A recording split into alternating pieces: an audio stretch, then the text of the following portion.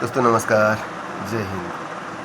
दोस्तों DA hike 2025 की चर्चा कर रहे हैं। सरकारी कर्मचारियों के वेतन वृद्धि के बारे में बात कर रहे हैं। दोस्तों बता दें कि पेंशनर और कर्मचारियों का वेतन में वृद्धि हुई है 4% की। कर्मचारियों और पेंशनरों के लिए खुशखबरी है, सरकार ने किया 4% वेतन का ऐलान। दोस्तों पूरा वीडियो देखिए। महंगाई की बढ़ती मार से हर परिवार की आमदनी पर असर पड़ा है, खासकर जब रोज़मर्रा की वस्तुओं की कीमतें तेज़ी से बढ़ती है। इसी समस्या को देखते हुए सरकार ने जुलाई से सितंबर 2025 की अवधि के लिए महंगाई भत्ते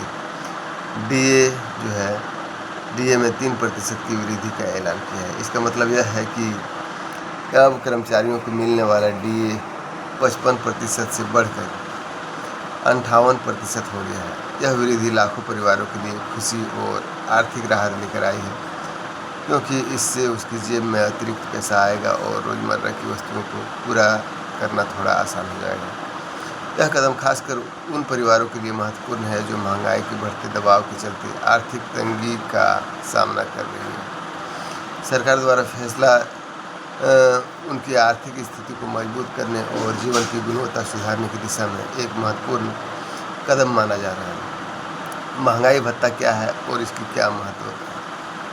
बता दें कि महंगाई भत्ता डीए वेतन का एक हिस्सा होता है, जिसे सरकार कर्मचारियों और पेंशनर भोगियों को महंगाई के प्रभाव से बचने के लिए देती है। जब वस्तुओं और सेवाओं की कीमतें बढ़ती है तो इसका सीधा असर परिवार के बजट पर पड़ता है। डीए इसे संतुलित रखने का प्रयास होता है ताकि कर्मचारियों की क्रय शक्ति बनी रहे और उसकी जीवनयापन सुगम हो सके। यह भत्ता हर 6 महीने में उपभोक्ता मूल्य सूचकांक सीपीआई के आधार पर संशोधित किया जाता है। इससे न केवल कर्मचारियों के वेतन में स्थिरता आती है, बल्कि पेंशन भोगियों को भी नियमित आर्थिक सहायता मिलती रहती है। महंगाई भत्ता बढ़ने से उसका महंगाई का प्रभाव कम होता है और जीवन सरल बनता है। इसलिए डीए का बढ़ना कर्मचारियों और पेंशनर भोगियों के लिए बहुत महत्वपूर्ण आर्थिक खबर होती है। नई दर डीए के हिसाब से वेतन में कितनी बढ़ोतरी होगी?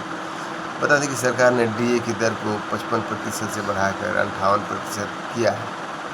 इसका मतलब यह हुआ कि यदि किसी कर्मचारी का बेसिक वेतन 34,500 है तो पहले उसे महंगाई भत्ते पर 17,700 मिलते थे। अब बढ़ी हुई दर के अनुसार यह भत्ता 20,552 रुपये तक पहुँच जाएगा, यानी प्रति माह लगभग 2,832 रुपये की अतिरिक्त आमदनी कर्मचारियों के खाते में आएगी।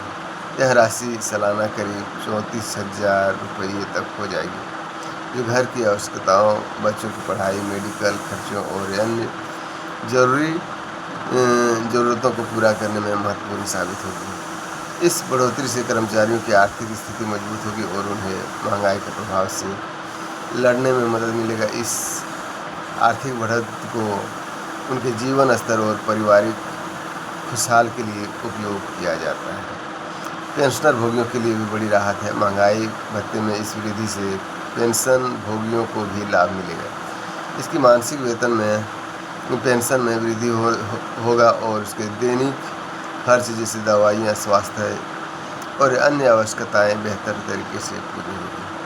बुजुर्ग जन इन्हें स्वास्थ्य संबंधी खर्च अधिक करना पड़ता है, इसके लिए यह राहत बेहद ज़रूरी है।